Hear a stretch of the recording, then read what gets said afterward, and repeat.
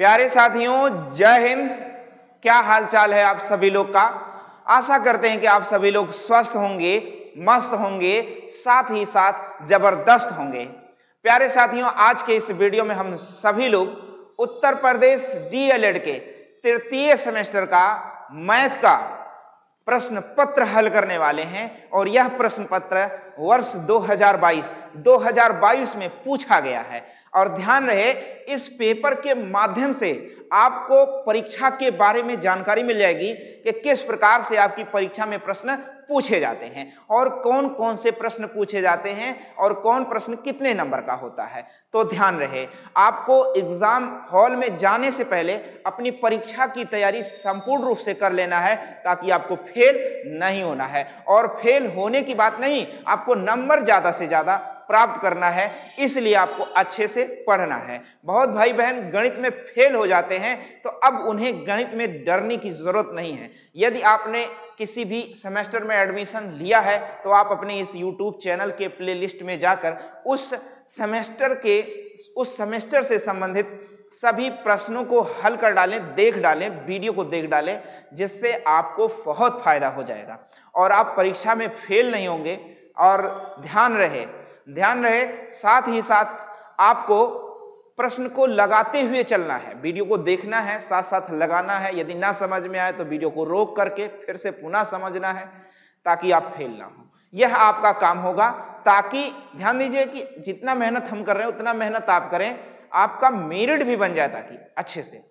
ठीक है, कोई बात नहीं, चलते हैं आज के इस वीडियो का पहला प्रश्न देखते हैं। और साथ ही साथ आपको यह भी देखना है कि परीक्षा में प्रश्न कैसे आते हैं। तो मैंने पिछले वीडियो में यानी कल के वीडियो में आपको बताया है कि आपके सेमेस्टर में कुल 25 अंकों का प्रश्न पत्र आता है, जिसमें 5 बहुविकल्पी आते हैं जिसे वस्तुनिष्ठ कहा जाता है और 6 प्रश्न अति लघु उत्तरीय प्रश्न के आते हैं और 7 प्रश्न जो है लघु उत्तरीय प्रश्न के आते हैं। इन सब को आपको पहले 5 प्रश्नों का उत्तर केवल ऑप्शन बाय ऑप्शन नोट करना है, फिर बाद के सभी प्रश्नों को हल करके आपको अपनी कॉपी में देना है। और अगर आप चाहेंगे तो 1 घंटे के अंदर, 1 घंटे का पेपर होता है और 1 घंटे के अंदर ही इन सभी प्रश्नों को हल करके आप पूरा फाइनल कर सकते हैं। और गणित एक ऐसा विषय होता है जहां पर एक भी नंबर आपका कटता नहीं है, आपको पूरा का पूरा नंबर मिलता है।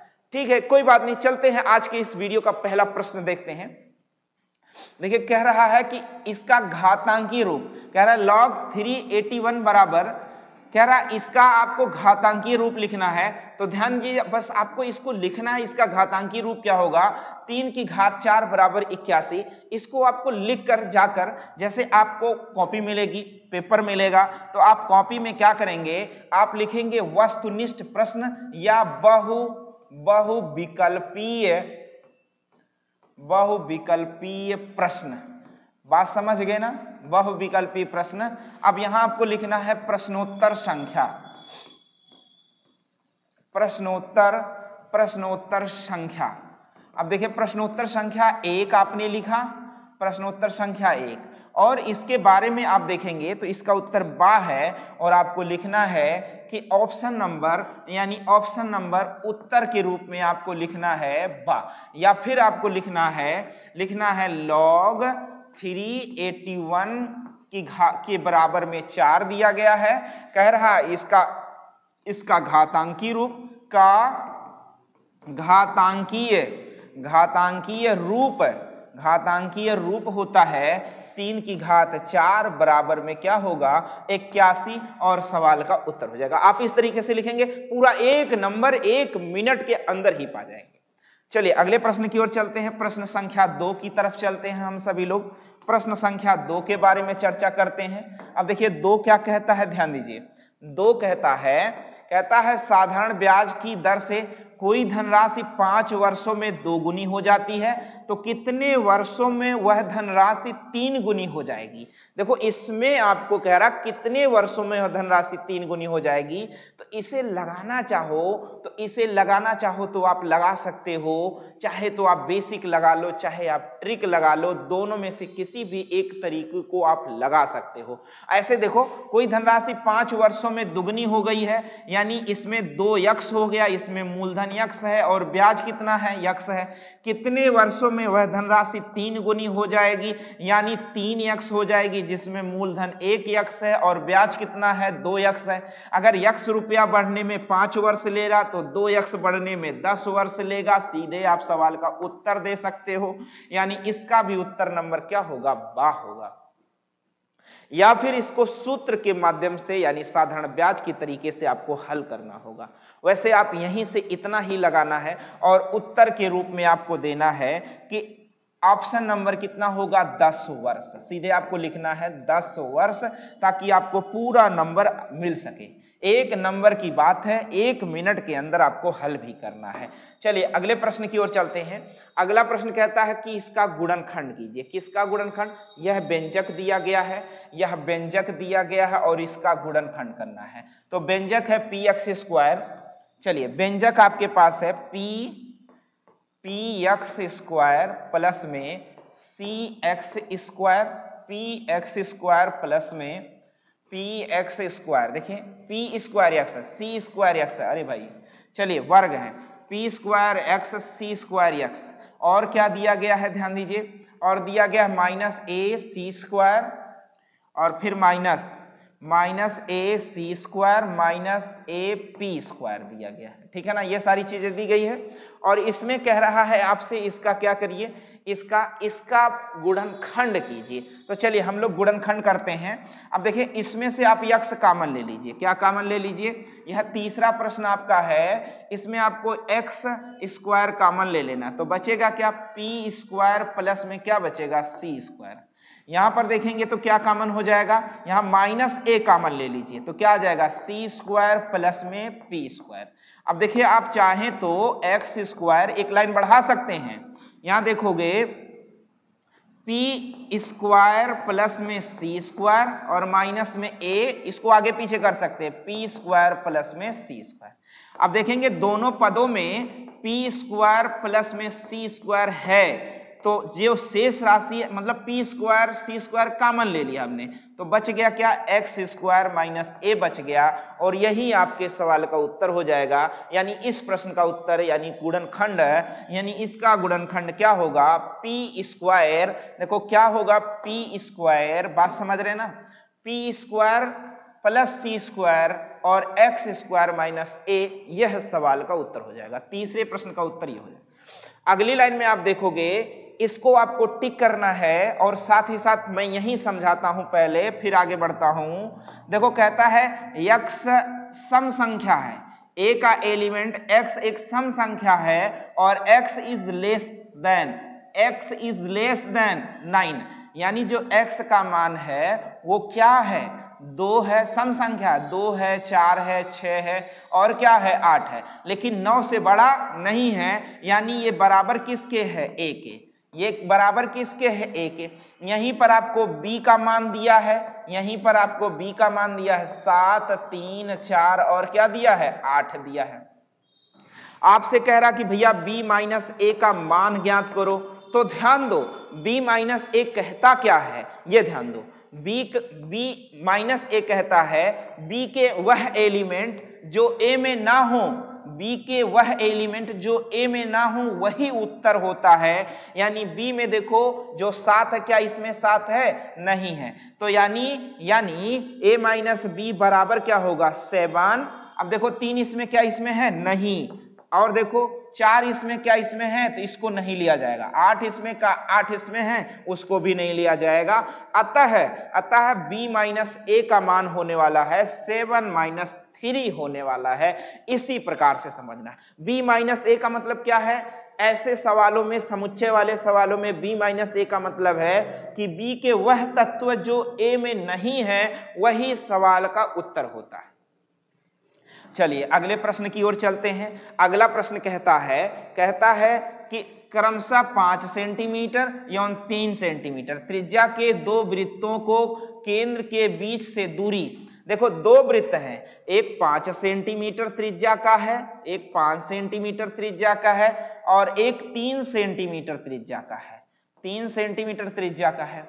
कह रहा और ये दोनों वृत्तों के केंद्र के बीच की दूरी 10 सेंटीमीटर। तो भैया 5, 2, 7, 3, 10, यहां से यहां तक देखो कि कितना हो जाएगा, 10 सेंटीमीटर हो जाएगा कि नहीं हो जाएगा, बिल्कुल।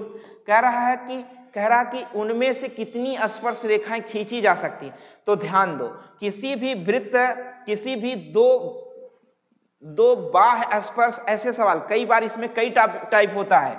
एक तो ऐसे होता है कि एक वृत्त है जिसमें दो वृत्त एक दूसरे को अंतः स्पर्श करते हैं, तो इसमें केवल एक स्पर्श रेखा खींची जाती है।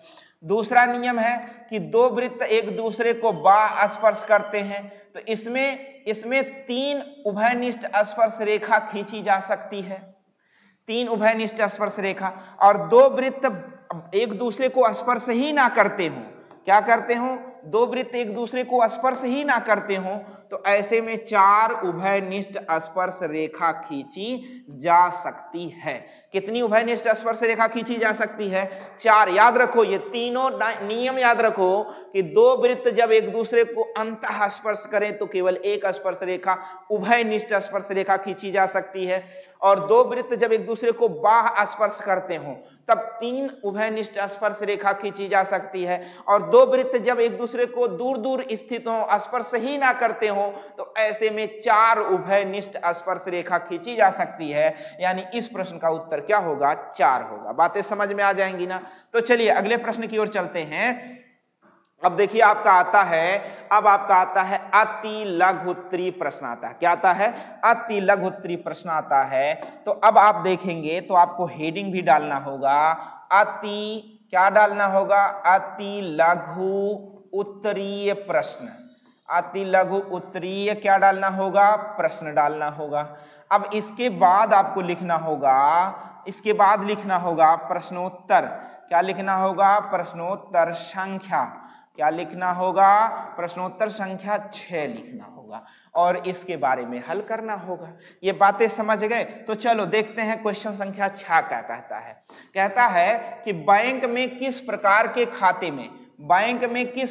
खाते में जमा धनराशि पर ब्याज नहीं मिलता है। यानी बैंक में कौन सा खाता यदि आप खुलवा लें तो वहां पैसा जमा कर देंगे तो उस पर ब्याज नहीं मिलेगा।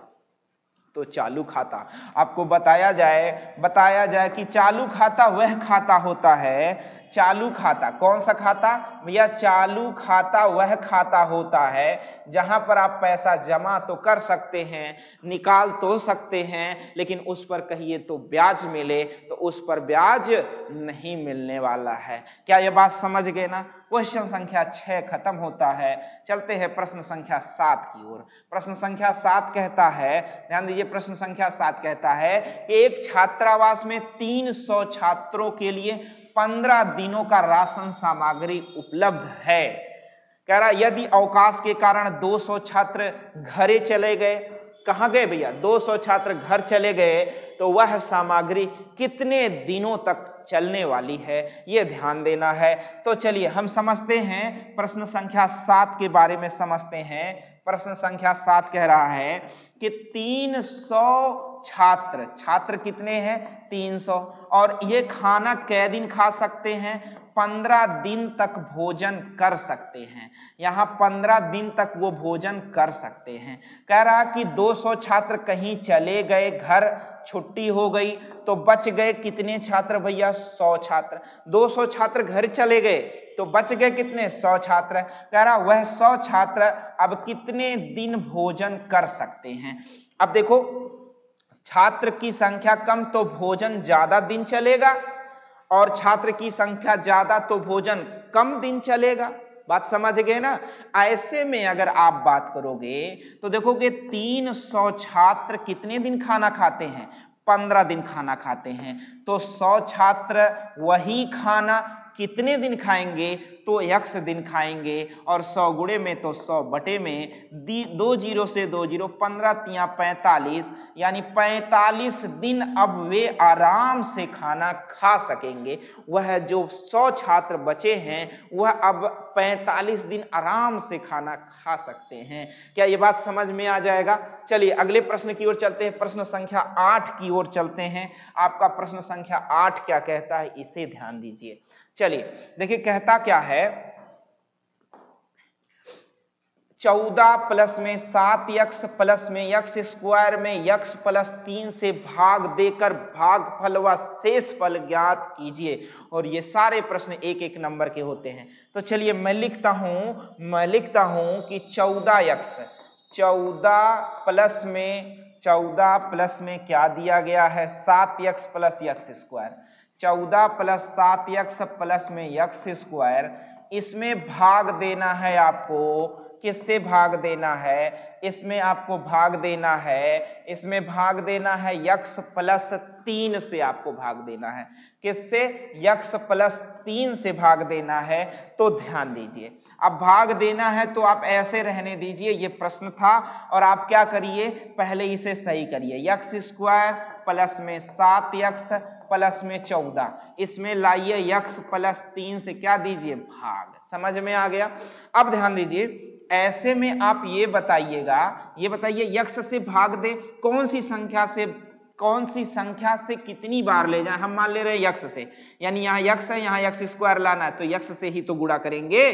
तो चलो x गुणे x मतलब x स्क्वायर, x गुणे में 3 प्लस 3 x हो जाएगा। अब घटाएंगे कट जाएगा, 7 में से 3 गया 4x रह जाएगा। अगली संख्या आप उतार लोगे, फिर देखो यहाँ x है, यहाँ 4x है, क्या करें कि 4x हो जाए, भैया 4 से गुणा करेंगे, 4 से गुणा करेंगे तो 4 एकन 4x और 4 तिया 12 हो जाएगा। फिर माइनस कर देंगे, माइनस तो ये घट जाएगा, यहाँ रह जाएगा +2। अतः भागफल, अतः क्या आप लिखेंगे भागफल बराबर x प्लस 4 है, और शेषफल, और क्या लगाएंगे शेषफल बराबर क्या लिखेंगे 2 सवाल का उत्तर हो जाएगा।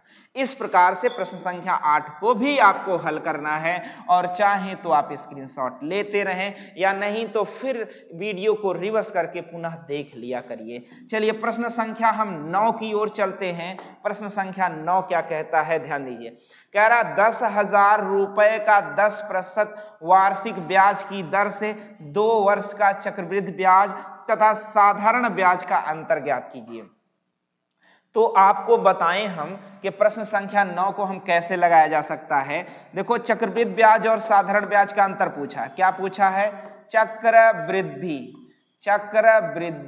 ब्याज और साधारण ब्याज। क्या पूछा भैया, साधारण ब्याज, इन दोनों का क्या पूछा है, अंतर पूछा है, यही आपसे पूछा है। तो ऐसे में एक सूत्र मैं आपको बता दूं, सूत्र आपको याद रखना है कि अंतर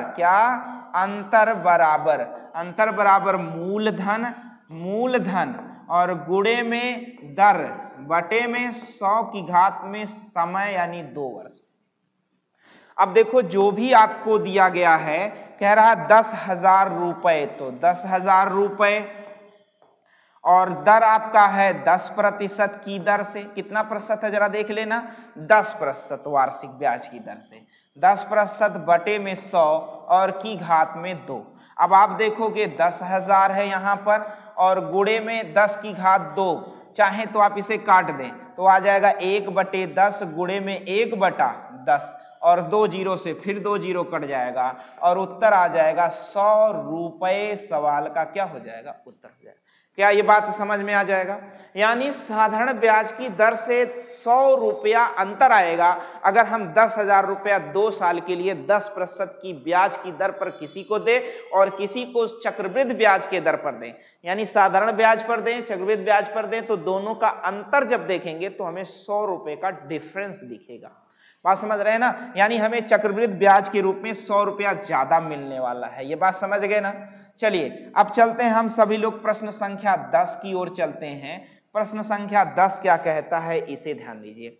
कह रहा है एक व्यंजक है, अपने पास एक व्यंजक दिया गया है, इस व्यंजक को समझना है।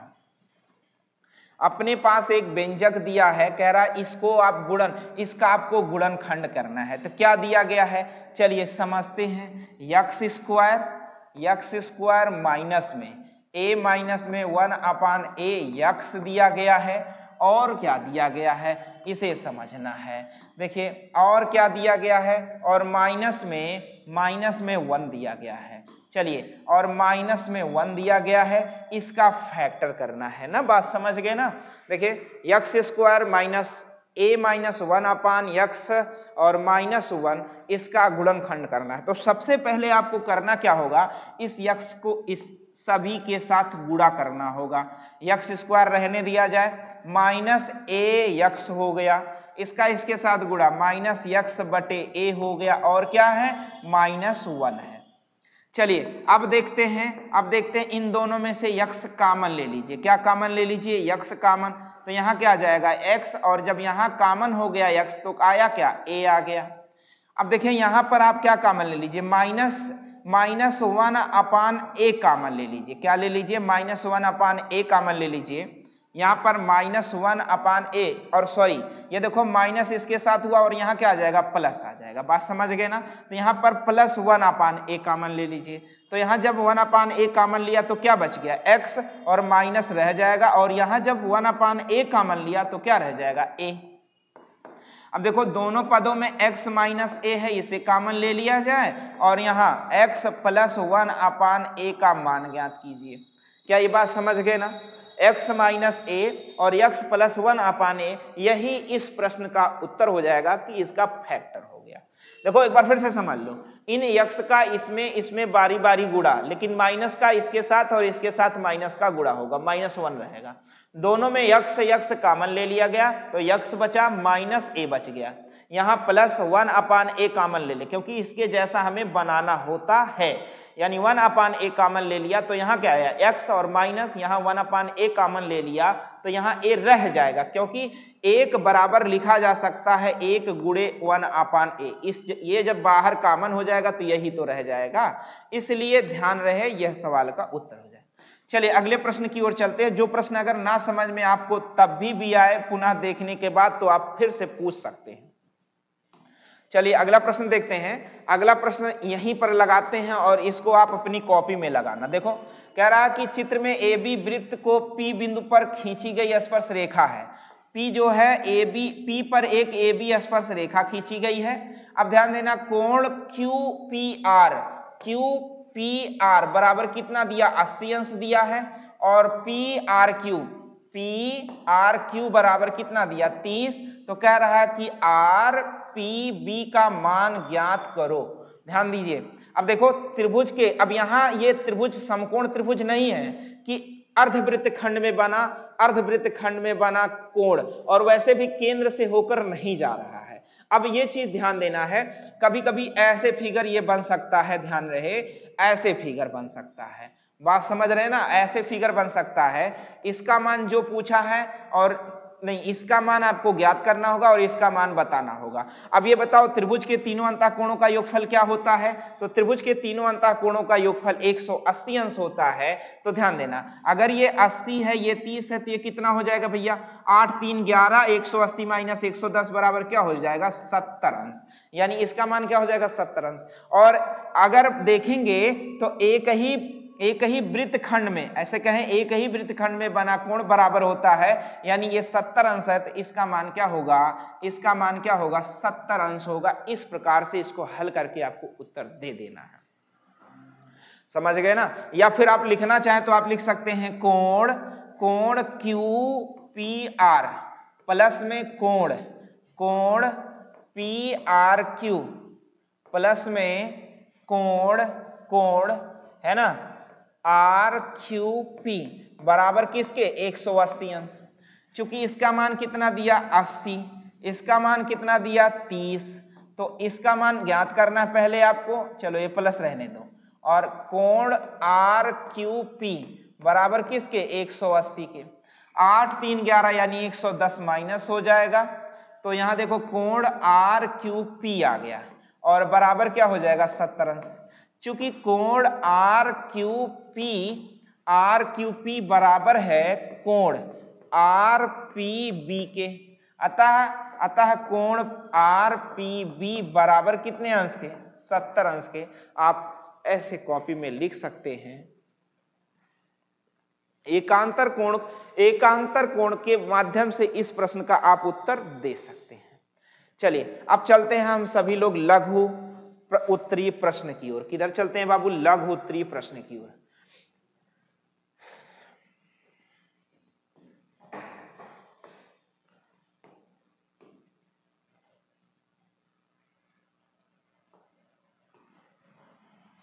हेडिंग आपको बनानी होगी लघु उत्तरीय प्रश्न।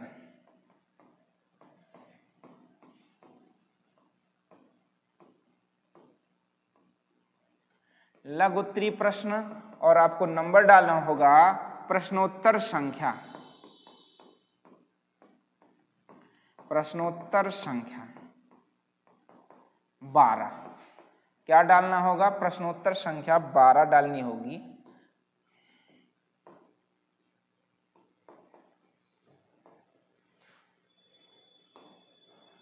प्रश्नोत्तर संख्या 12 में देखिए क्या दिया गया है, इसे समझिए। कह रहा कि दो घन जिनमें प्रत्येक का आयतन 1728 सेंटीमीटर क्यूब है, उनके सिरों को परस्पर जोड़ा जाता है तो नए बने घनाभ का संपूर्ण पृष्ठ ज्ञात कीजिए। देखिए समझिए, आप समझिए, एक बड़ा सा घन है, एक बड़ा सा क्या है? घन है, और बड़ा सा घन है, जैसा भी घन है, इसी प्रकार से एक और घन है। कह रहा दो घनों को परस्पर उनके सिरों को आपस में जोड़ दिया जाए। देखो मैंने सिरों को जोड़ दिया गया, तब आप ऐसा देख पा रहे हो कि यहां पर कुछ एक बड़ा सा दूसरा घन बन गया है। क्या बन गया है? एक दूसरा बड़ा सा घन बन गया है। एक दूसरा बड़ा सा घन बन गया कि नहीं, बताओ? एक बड़ा सा दूसरा घन बन जाएगा बाबू। क्या ये सारी बातें समझ में आ गई? एक दूसरा बड़ा सा घन बन जाएगा, और देख पा रहे हो जैसा, देखो दिख रहा ना, एक बड़ा सा दूसरा घन दिख जाएगा कि नहीं दिख जाएगा? तो अब देखो कह रहा इस घन का, अब ये आपको घन दिख गया होगा, समझ में आ गया होगा। ये घन हो गया कि नहीं आपके पास? एक बड़ा सा घन, मतलब दो घनों को हमने जोड़ दिया। अब कह क्या रहा है कि एक का जो है, एक का आयतन 1728 घन सेंटीमीटर है, तो जो नया घन बनेगा उसका संपूर्ण पृष्ठ बताना है। अब आप ध्यान दो, आपसे कहा क्या गया है कि जो यहां पर एक घन था, एक घन क्या था? ध्यान देना, ये जो घन आपके पास था, एक घन, इसका आयतन देखो, घन का आयतन मतलब इसकी पहले हमें क्या ज्ञात होगी? भुजा ज्ञात होगी। बात समझ गए ना? अब देखो चलो इसके माध्यम से समझते हैं घन का आयतन। देखो दिया क्या है? घन का आयतन हम समझते हैं। घन का आयतन बराबर होता क्या है? भुजा की 3 घात होती है। क्या होती है? भुजा की 3 घात। और ये कितना दिया है? 1728 घन सेंटीमीटर दिया है। घन का उल्टा घनमूल होता है, तो जो भुजा ज्ञात हो जाएगी, और भुजा हो जाएगी 12 सेंटीमीटर हो जाएगी। क्या बात समझ गए ना? अब भुजा कितनी हो जाएगी? 12 सेंटीमीटर, ठीक है ना? अब ऐसे में अगर भुजा 12 हो गई, यानी ये 12 हो गई, ये भी तो 12 है, 12, और ये भी 12 है, और ये भी 12 है, और सारी भुजाएं 12-12 हैं। तो इस प्रकार बने घनाभ का पृष्ठीय क्षेत्रफल। बात समझ रहे हैं? इस प्रकार बने, आप लिख सकते हैं इस प्रकार बने घनाभ का पृष्ठीय क्षेत्रफल बना सकते हैं। पृष्ठीय क्षेत्रफल, अब सूत्र होता है 2 इंटू में LB plus BH plus HL, यह सूत्र होता है, इसे आपको लगाना होगा। यह सूत्र आपको क्या लगाना होगा? LB मतलब L पूरा कितना हो गया भैया? 12 दूनी 24। LB कितना हो गया? 24। और B कितना है जरा देखना? 12। और B कितना है? 12। H कितना है? 12। और H कितना है? 12। L कितना है? 24। आइए देखिए, 2 गुणे में 12 चौक 48 के 8, 12 दूनी 24, 4 28, प्लस में 12 में 144, फिर यहां पर जब गुणा करेंगे तो 288 आए। अब आपको इन्हीं को क्या करना है? जोड़ना है, इन्हीं को जोड़ना है। तो चलो देखो, 8 दूनी 16, 4 20 के 0 हासिल आए 2, 8 दूनी 16, 4 20, 2 22 के 2 हासिल 2, 2 2 4 1 5 2 7, और गुणे में क्या लगाएंगे? 2। अब देखो 1440 वर्ग सेंटीमीटर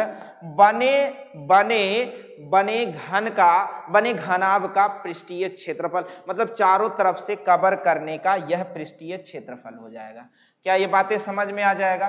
तो चलिए, अगर समझ में आ गया हो तो स्क्रीनशॉट भी ले लीजिए, ना समझ में आए तो वीडियो को पुनः रिवर्स करके आप देख सकते हैं। चलते हैं अगले प्रश्न की ओर। अगला प्रश्न आपका है प्रश्न संख्या 13। 12 के बाद अगली संख्या आपकी प्रश्न संख्या कितना है भैया? 13। चलिए देखते हैं प्रश्न संख्या 13 में क्या कहता है, ध्यान दीजिए। 13 में कहता है कि नीचे दी गई सारणी में आंकड़ों का समांतर माध्य ज्ञात करना। क्या ज्ञात करना है? समांतर माध्य। और ध्यान रहे, इन सभी समांतर माध्य को आपको वीडियो में पढ़ाया जा चुका है। समांतर माध्य ज्ञात करने के लिए आपको बताया गया है कि सिग्मा एफ एक्स बटे में सिग्मा एफ आपको आना चाहिए, सिग्मा एफ एक्स बटे में सिग्मा एफ आना चाहिए, तब आप समांतर माध्य ज्ञात कर पाओगे। क्या ये बातें समझ में आ जाएंगी? तो चलिए समांतर माध्य हम सभी लोग ज्ञात करते हैं। क्या इतना समझ में आएगा? तो देखो, समांतर माध्य ज्ञात करने के लिए आपको बताया जाए, ध्यान दीजिए। सवाल में आपको क्या ज्ञात करना है? समांतर माध्य। तो समांतर माध्य अगला प्रश्न आपका है, और समांतर माध्य ज्ञात करना है तो सबसे पहले आपको पद लिखना है, या हम कहें संख्या लिखना है, और फिर इसकी बारंबारता लिखनी है, बारंबारता लिखनी है। फिर इसके बाद बारंबारता मतलब यक्स एफ लिखना है। फिर आपको लिखना है इसका आपको लिखना एफ है, यक्स लिखना है। क्या लिखना है? एफ गुणे यक्स लिखना है। अब चलो पहले एक सारणी बनाएगा आपका, पहले एक क्या बनेगा? सारणी बनेगा। ध्यान रहे, अब देखो पद कौन कौन से हैं इसे आपको देखना है।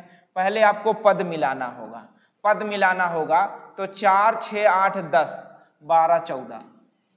देखो 4 6 8 10 12 और 14 ये आपके क्या हैं? पद हैं।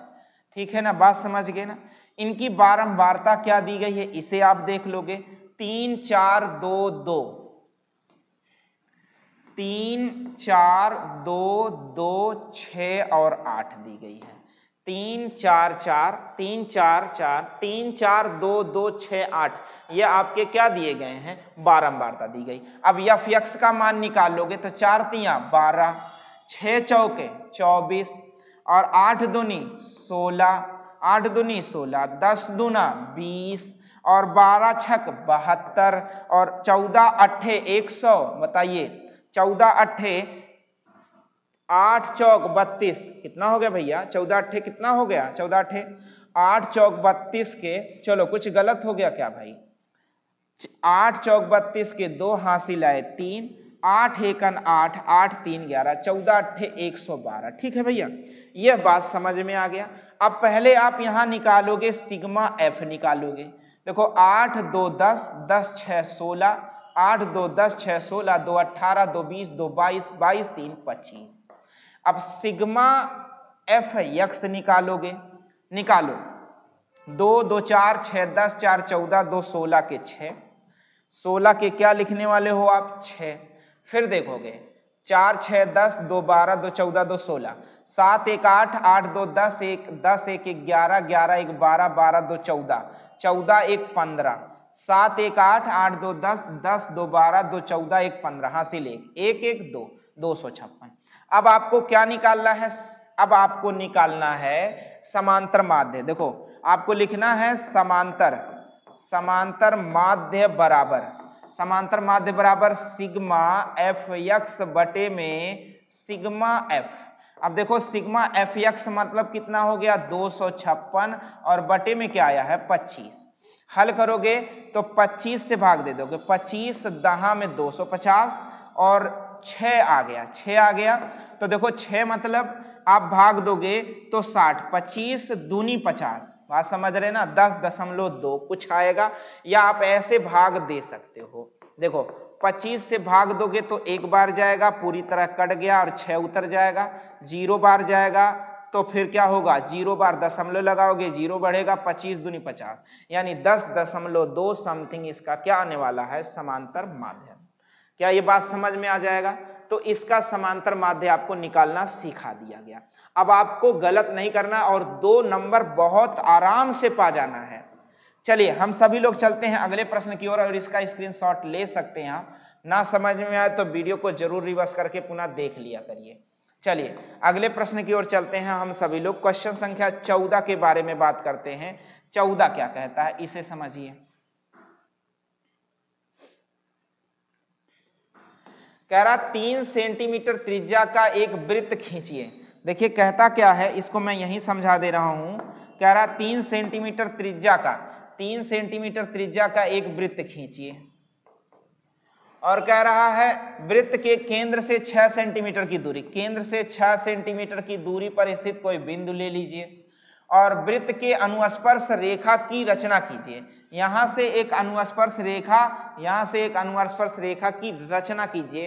तो आपको क्या करना है कि 3 सेंटीमीटर त्रिज्या का एक वृत्त खींचा गया और केंद्र से वृत्त के बाहर स्थित 6 सेंटीमीटर की दूरी पर एक बिंदु P लिया गया और P से वृत्त की स्पर्श रेखा खींची गई, PA और PB स्पर्श रेखा खींची गई। इस प्रकार से आपको लिख देना है ताकि आपको नंबर मिल जाए।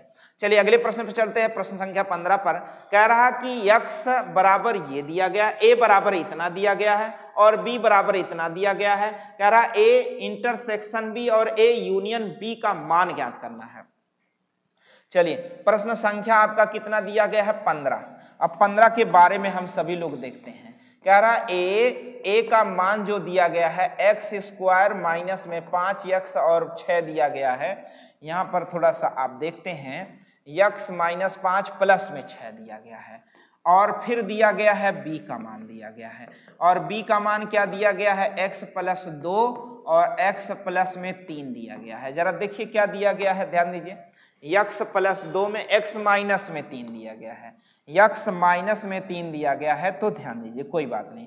फिर आपसे कह रहा कि a इंटरसेक्शन b और a यूनियन b का मान आपको बताना है। बात समझ गए ना, a यूनियन b और a इंटरसेक्शन b ये आपको मान बताना है। बातें समझ में आ जाएंगी।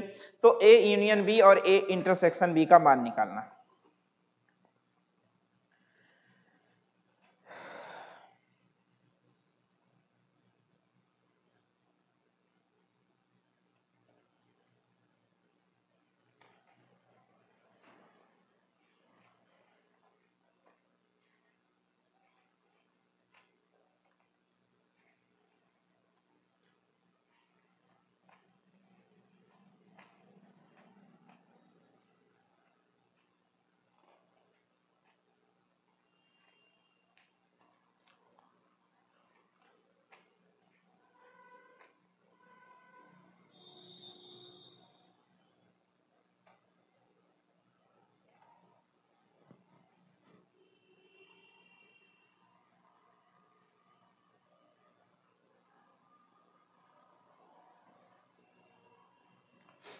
तो चलिए फिर देखते हैं, a इंटरसेक्शन b का मतलब क्या होता है, जो मान दोनों में हो वही सवाल का उत्तर होगा। तो देखो दोनों में क्या है, पहले इसको आपको a को फैक्टर करना होगा।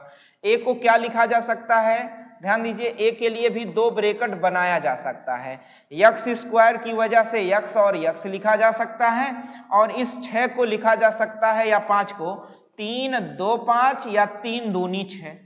ये देखो दोनों माइनस, ये दोनों, ये प्लस में है ये माइनस में, 3 दोनों को हम माइनस में ले सकते हैं। -3 -2 -5 और -3 गुणे -2 बराबर +6। इस प्रकार से ये b का मान हो गया। अब a इंटरसेक्शन b का मतलब क्या, जो दोनों में हो। तो देखो x -3 दोनों में है तो x -3 सवाल का उत्तर हो जाएगा। और a यूनियन b जो दोनों में है उसे भी आपको लेना है, और जो दोनों में नहीं है उसको भी लेना है, यानी x प्लस 2 भी लेना है और x माइनस 2 भी लेना है। क्या समझ में आ जाएगा? इस प्रकार से इस प्रश्न का आपका उत्तर हो जाएगा। चलिए अगले प्रश्न की ओर चलते हैं, प्रश्न संख्या 16 की ओर चलते हैं, और प्रयास करें जितना जल्दी से लगाएं, जितना स्पीड में लगाएं उतना अच्छा। 1 घंटे का समय आपके पास होता है। चलिए अब देखते हैं अगला प्रश्न आपके पास दिया गया है, प्रश्न संख्या 16 दिया गया है, और 16 में कहता क्या है, कह रहा है कि इसको सिद्ध कीजिए, सरल कीजिए। इसको सरल करना है तो ध्यान दीजिए कैसे सरल करना है, चलिए देखते हैं। -3 बटे 2 की घात में 2 और की घात में माइनस में 3 दिया गया है, और कह रहा है कि इसे सिद्ध कीजिए, इसे सरल कीजिए। देखिए -3 बटे 2 की घात 2 के बाद बाहर ब्रैकेट में फिर लगाया है -3। तो पहले हम इस 2 को सरल कर लेते हैं। तो 3 त्रिका 9 बटे में 2 दूनी 4, और माइनस का वर्ग करेंगे तो क्या हो जाएगा, प्लस। अब देखो घात में -3 है, जब हम इसको पद बदल देते हैं, अंश को हर, हर को अंश, अंश को हर, हर को अंश कर देते हैं 4/9, तो इसकी जो घात है वो भी क्या हो जाती है, प्लस हो जाती है। क्या हो जाती है, प्लस। अब देखो 4 की 3 घात बराबर हम कर लेंगे और 9 की 3 घात कर लेंगे। 4 की 3 घात बराबर 4 चौक 16 चौका 64 और 9 की 3 घात बराबर 9 9 81 9 729 और यही आपका सवाल का क्या होगा, उत्तर होगा और उत्तर आपको देना है। चलिए अगले प्रश्न की ओर चलते हैं, प्रश्न संख्या 17 की ओर चलते हैं। प्रश्न संख्या 17 की ओर चलते हैं। प्रश्न संख्या 17 कह रहा है, एक शहर की जनसंख्या इकाई, दहाई, सैकड़ा, हजार, 10,000, लाख, 10 लाख, 10 लाख। एक शहर की जनसंख्या 10 लाख से बढ़कर 11,57,625 है। वार्षिक दर ज्ञात कीजिए। तो इस प्रश्न को आपको पढ़ाया गया है, इस प्रश्न को आपको वीडियो के माध्यम से बताया गया है। वहां पर जाकर आप जरूर इस वीडियो को देखेंगे और पूरा यदि वीडियो आप तैयार कर लेंगे तो इस प्रश्न को आप अपने आप लगा ले जाएंगे। अगला प्रश्न देखिए। चलिए एक प्रश्न आपके लिए मैं रखता हूं, एक प्रश्न आपके लिए रखता हूं और अगला प्रश्न आपके लिए है। चलिए अगला प्रश्न मैं हल कर दे रहा हूं। कह रहा एक दीवार की लंबाई, ऊंचाई, मोटाई तथा एक ईंट की लंबाई, चौड़ाई, मोटाई क्रमशः दी गई है। कह रहा इस दीवार को बनाने में कितनी ईंटों की आवश्यकता होगी। तो ध्यान दीजिए, इस दीवार को बनाने के लिए देखो सीधे आप लिखोगे दीवार को बनाने के लिए ईंटों की संख्या। आप ऐसे कह सकते हो ईंटों की संख्या। क्या कह सकते हो, ईंटों, ईंटों की संख्या। ईंटों की संख्या बराबर क्या होगा, दीवार का आयतन। क्या लगाओगे, दीवार का आयतन, आयतन और बटे में एक ईंट का आयतन, एक ईंट का आयतन। देखो भाई एग्जामिनर को सवाल का उत्तर चाहिए और उसका मेथड चाहिए। आप कितना बड़ा लगा देते हो इससे फर्क नहीं है। दीवार का आयतन बराबर क्या होता है बता दो, लंबाई गुणे चौड़ाई गुणे में क्या होता, ऊंचाई। और ईंट का आयतन भी लंबाई गुणे चौड़ाई गुणे क्या होगा, ऊंचाई होगा। अब ये बताओ दीवार की लंबाई कितनी है, 5 मीटर, जिसे हम 100 से गुणा करके सेंटीमीटर बदल दे रहे हैं। और दीवार की ऊंचाई कितनी है, 3.5 मीटर, इसे हम 100 से गुणा कर देंगे, 100 से गुणा कर देंगे तो ये 350 मीटर हो जाएगा, सेंटीमीटर हो जाएगा। और 33 सेंटीमीटर है ही।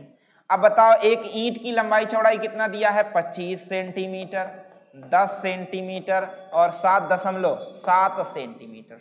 इसे ही आप हल करोगे, आप पूरा सवाल का उत्तर पा जाओगे।